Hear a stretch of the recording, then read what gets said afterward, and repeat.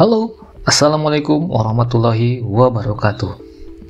Kembali lagi di channel Blood Log Ball. Terima kasih sobat sudah hadir di video kali ini. Gimana kabar sobat semua?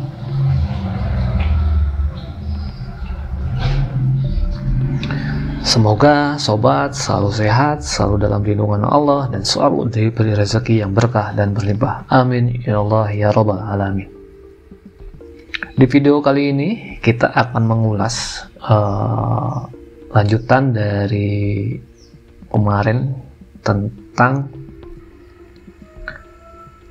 strategi masuknya kuliah di luar negeri dari wamen kita, Wamen Dikti Sains dan Teknologi, Profesor Stella Christy.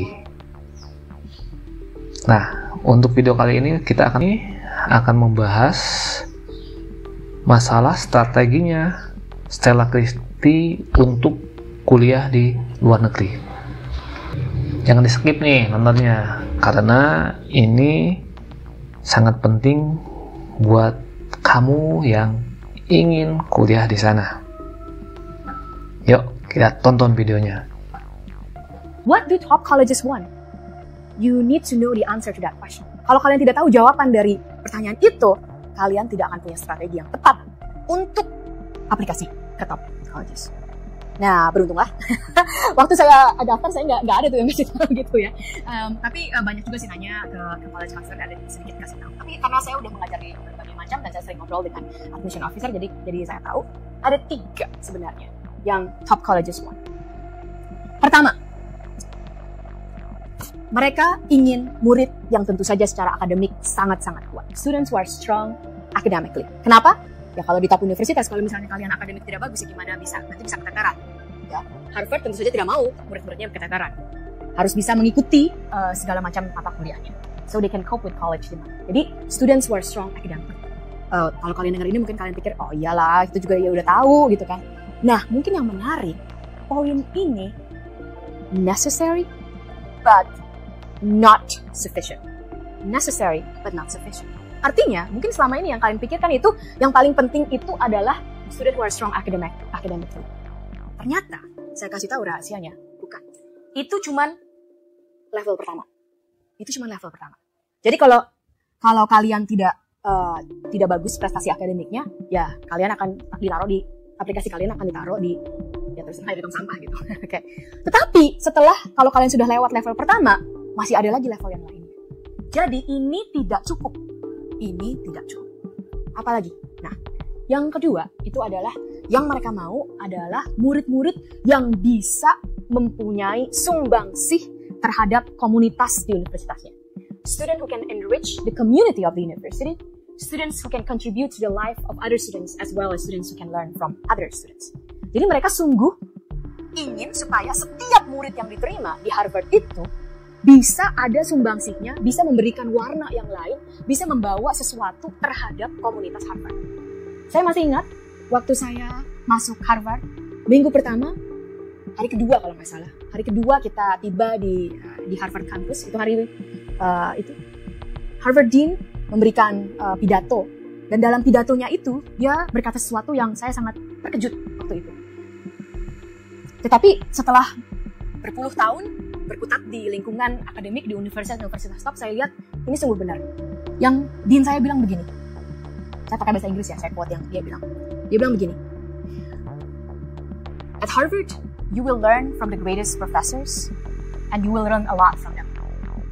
But the people who you would learn the most are not the professors. Instead, it's your fellow students. The people who would learn the most are from your fellow students. Jadi, kata Dean Harvard, yang paling akan banyak mengubah kehidupan kalian, mengajarkan kita di Harvard, itu bukannya profesor kita, tetapi murid-murid kita. Okay? Murid-murid yang lain, teman-teman kita di situ. Nah, ini buat saya mengejutkan sekali. Dan ternyata setelah di situ itu sungguh benar. Profesor saya sangat banyak mengajarkan kepada saya, jadi itu sangat benar sekali. Tetapi kawan-kawan saya itu juga sangat banyak mengajarkan kepada saya. Kenapa saya bilang ini? Supaya kalian mengerti, inilah yang Harvard mau. Harvard mau supaya sungguh kalau setiap siswa yang diterima, mahasiswa yang diterima di Harvard itu, mereka bisa mendapat dari satu sama lain. Jadi kalau kalian biasa-biasa aja atau kalian tidak ada sumbangsihnya terhadap orang di komunitas kalian, Harvard tidak mau menerima kalian. Okay? That is called student to enrich the community. Yang ketiga, oke.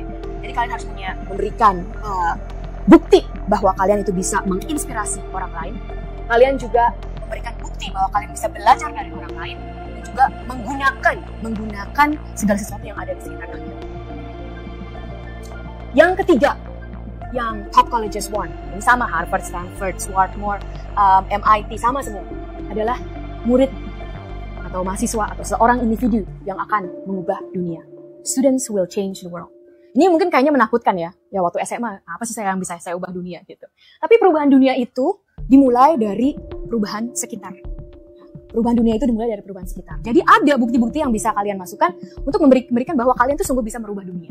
Pertama, kita bisa merubah dunia kalau kita punya commitment and passion. Apapun passionnya ya, selama itu positif, itu akan bisa merubah dunia. Begitu banyak isu-isu masalah-masalah di sekitar kita. Kalau setiap individu itu mempunyai passion dan komitmen, terutama sekali komitmen ya, passion dan komitmen untuk berbuat sesuatu, untuk mengejar sesuatu, untuk memperbaiki segala sesuatu yang ada di sekitarnya, itu kita akan bisa merubah dunia. Dan inilah yang Harvard maukan, evidence of commitment and passion. Okay?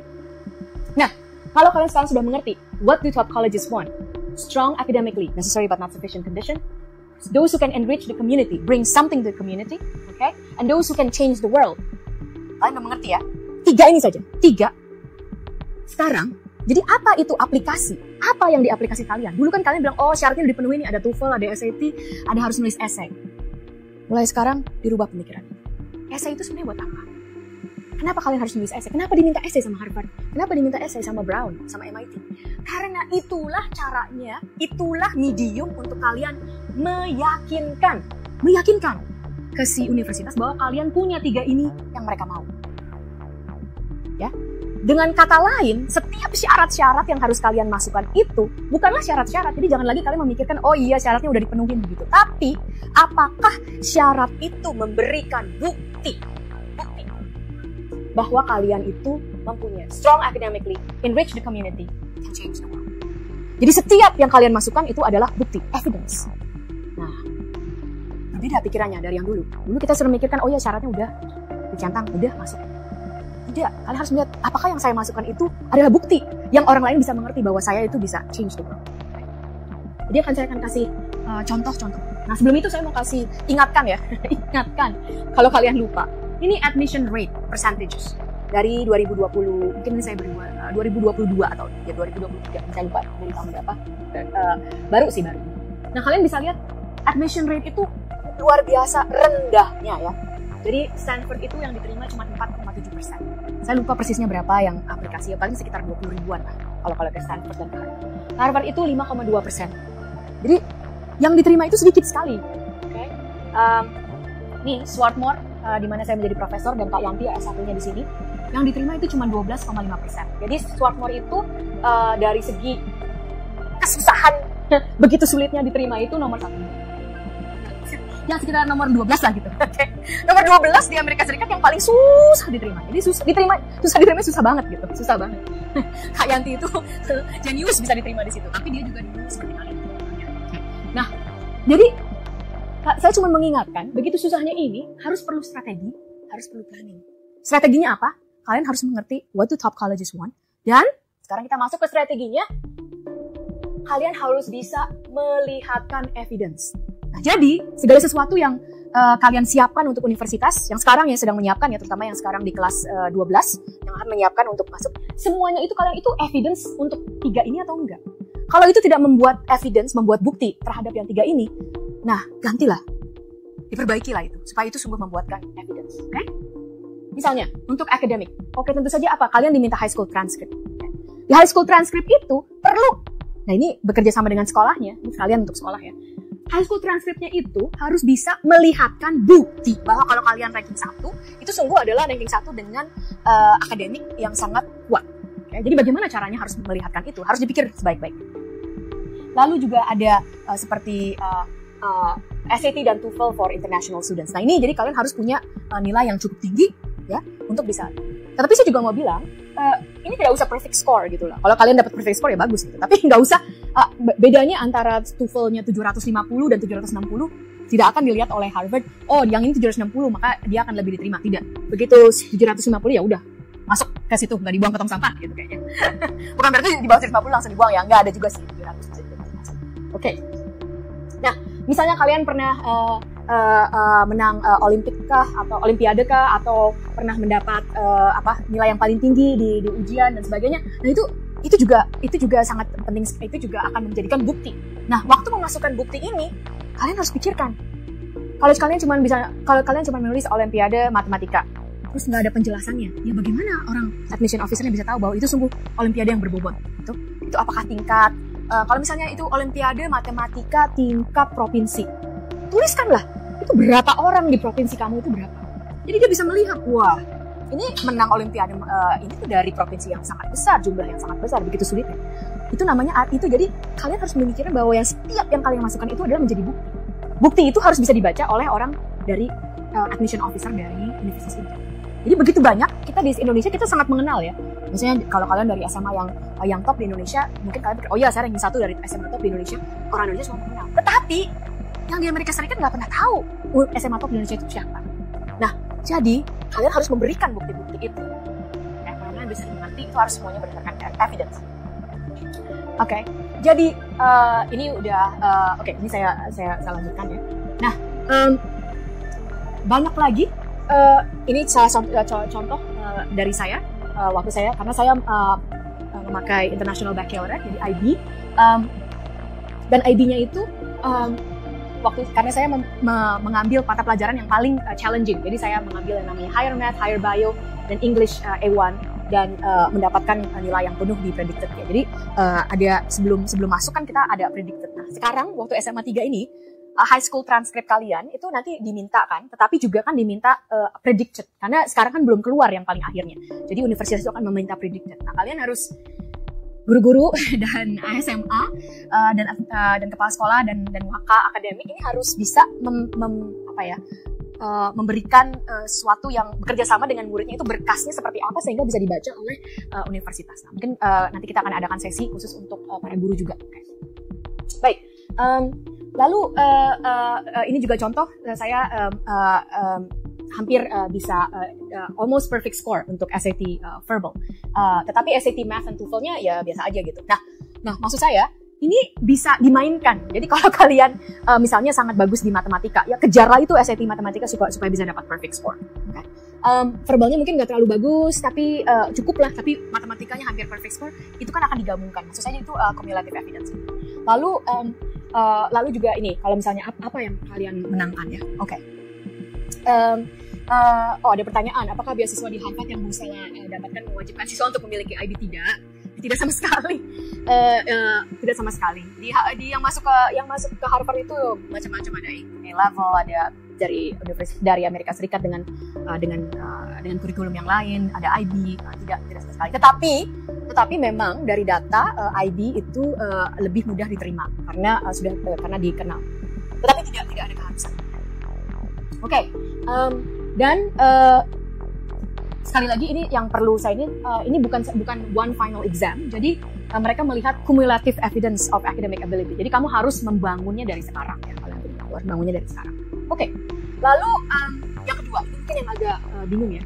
Students who can enrich the community of the university. Apa ya maksudnya gitu? Oke. Nah, ini sebenarnya kalian juga mungkin sudah lakukan, cuman kalian tidak memikirkan bahwa itu adalah bukti-bukti yang bisa kalian masukkan. Nah, ini kalau kalian harus bisa masukkan evidence of ability to inspire others. Apa sih yang bagaimana kalian inspire others? Dan ada juga evidence of learning from others, of making use of resources available to you.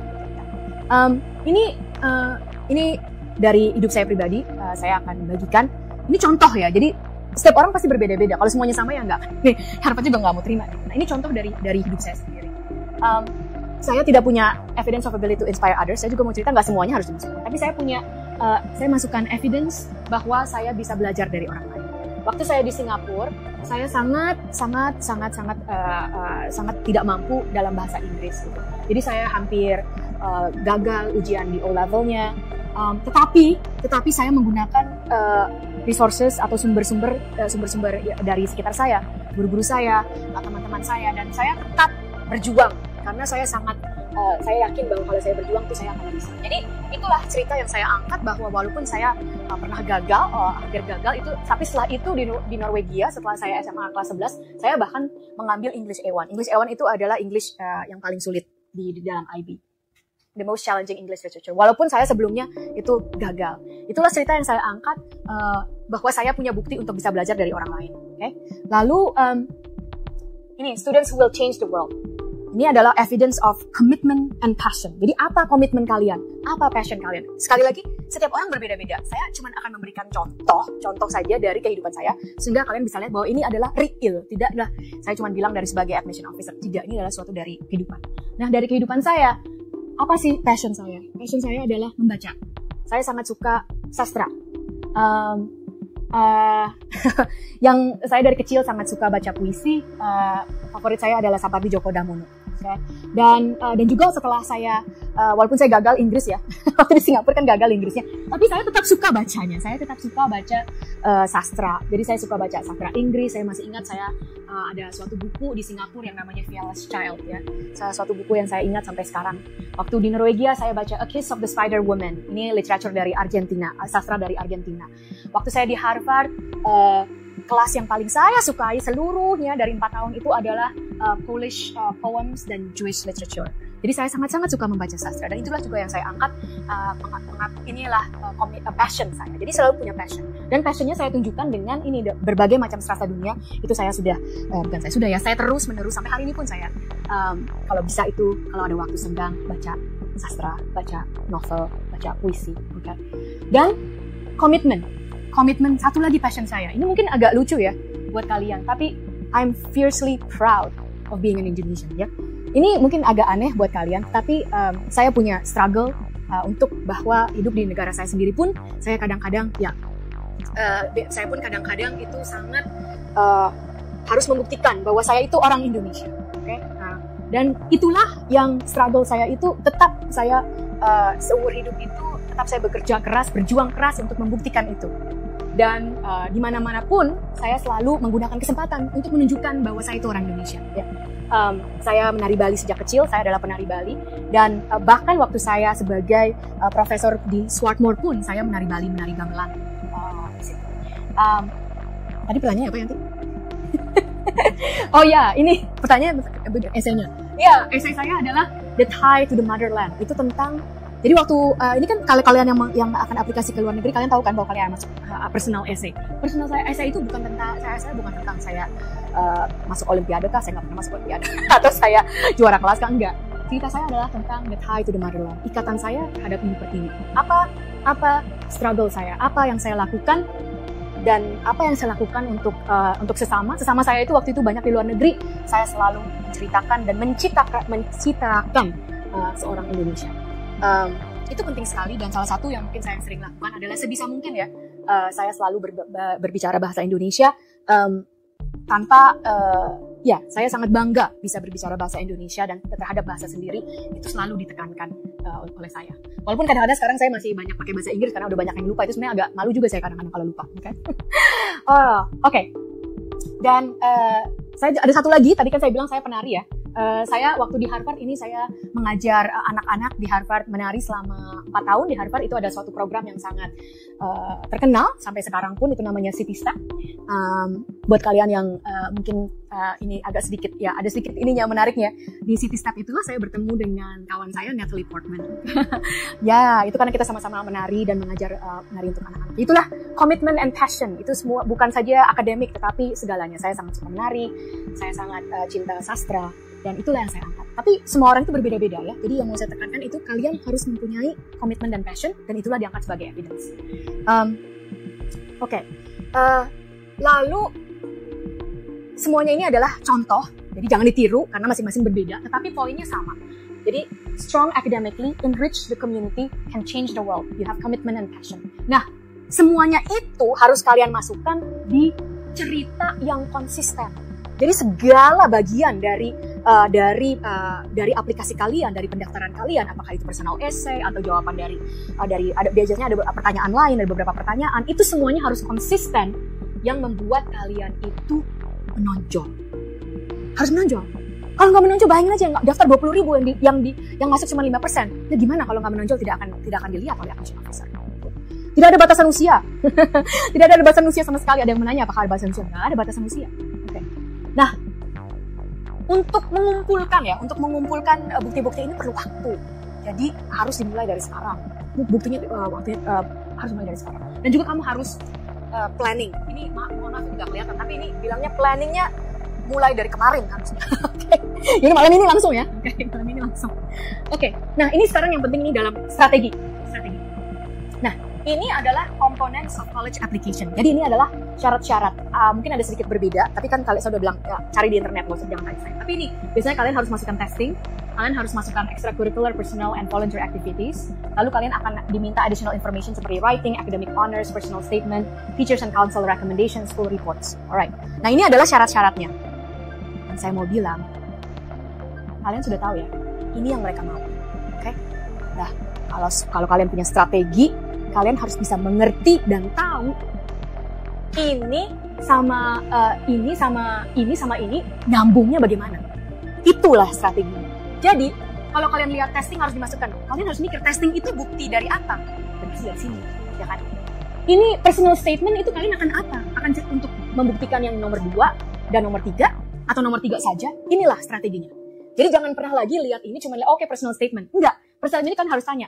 Personal ini adalah bukti dari yang nomor 2 dan nomor 3. Atau bahkan nomor 1 tetap cerita apa yang mau kalian angkat tentang diri kalian sendiri. Jadi harus sangat mengetahui diri kalian sendiri. Okay?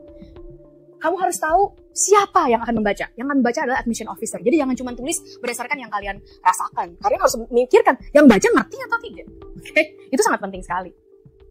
Nah, a key principle of effective writing. Jadi ini akan personal statement, teacher council recommendation terutama ya, additional explanation di writing ini semuanya harus tertuliskan.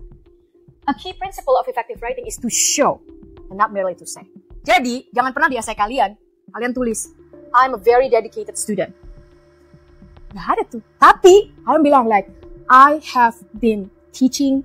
I'm very passionate about mathematics and I've been teaching math to children ever since I was in junior high school, and the students who I taught are now getting into good schools because I taught them. Itu namanya show, bukan say. Jadi jangan pernah bilang saya itu murid yang pintar, saya itu murid yang bagus, saya itu sangat mau masuk ke Harvard. Kalau cuman say nggak ada yang percaya. Ingat, ini adalah the writing is an evidence. Jadi kamu harus show apa yang sudah kamu lakukan yang memperlihatkan komitmen, passion, dan inspiration to others. Dan harus konsisten. Konsisten artinya semuanya dari macam-macam bagian yang kalian masukkan itu ceritanya tuh sama. Jadi admission officer begitu baca package kalian udah ngerti nih. Oh, si Stella itu orang yang kayak apa? Ya. Si Julie itu orang yang kayak apa? Itu yang si Gerald itu orang yang kayak apa? Itu yang harus admission officer-nya begitu baca harus bisa mengerti itu. Jadi tidak berantakan kemana-mana gitu. Nah, itu harus satu paket. Termasuk rekomendasi dari guru kalian itu harus mendukung personal statement kalian. Inilah kenapa kalian harus bekerja sama gurunya.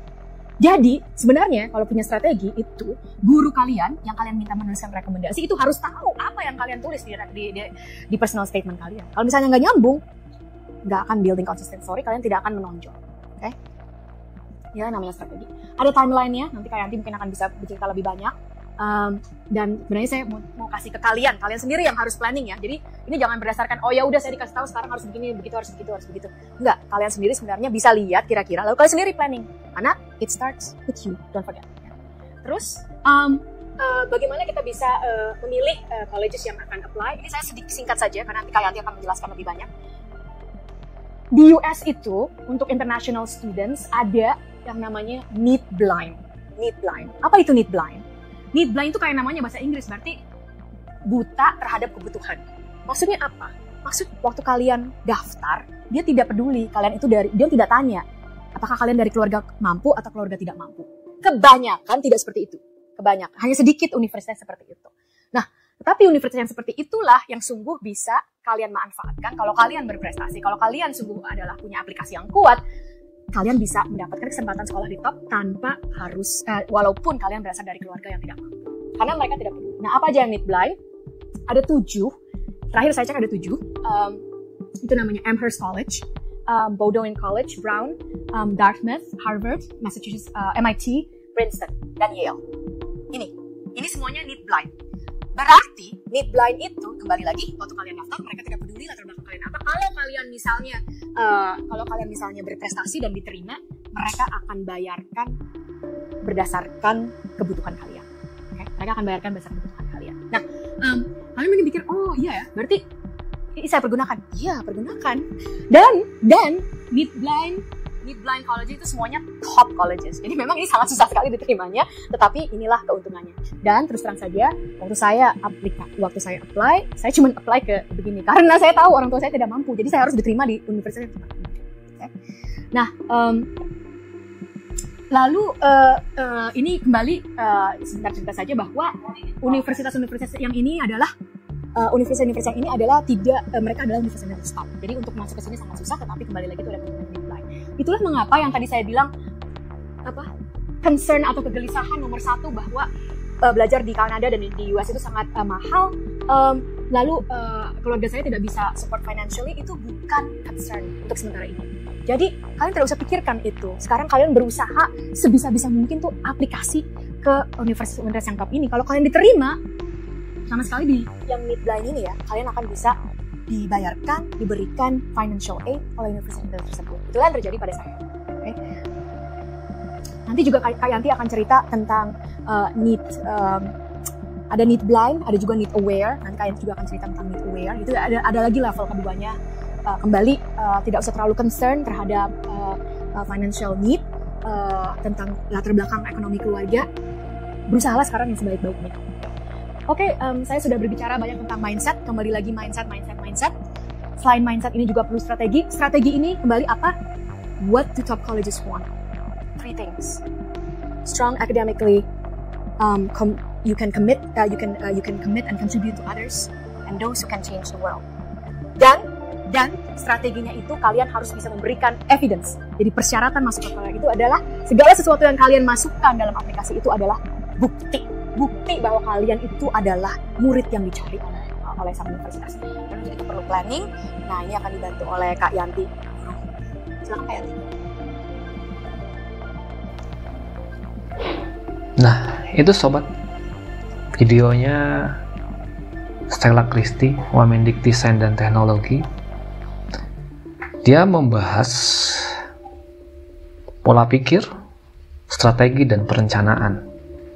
Nah, strateginya gimana? Tadi kan udah dijelasin sama Stella Christie bagaimana sama Bu Wamen ya.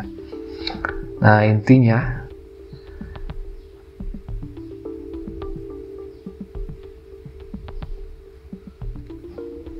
pentingnya sistem pendidikan itu memungkinkan eksplorasi berbagai bidang sebelum menemukan pilihan.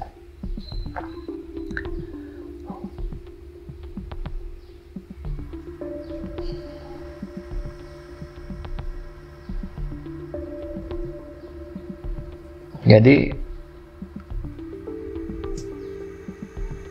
Wamen itu membahas strategi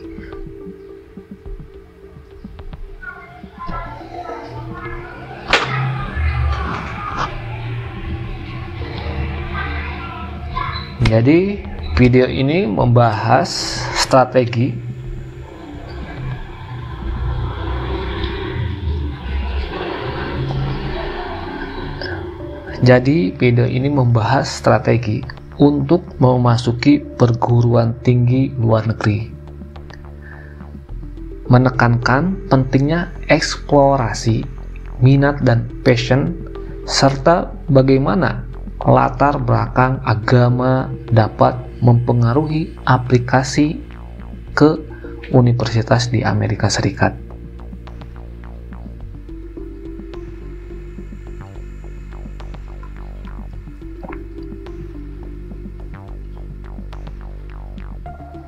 terus bagaimana tentang informasi penting bagi calon peserta didik luar negeri, termasuk cara mendaftar dan peluang beasiswa yang tersedia. Bagaimana tanggapan sobat semua tentang video ini? Jika bermanfaat, like dan share bagi yang membutuhkan info ini.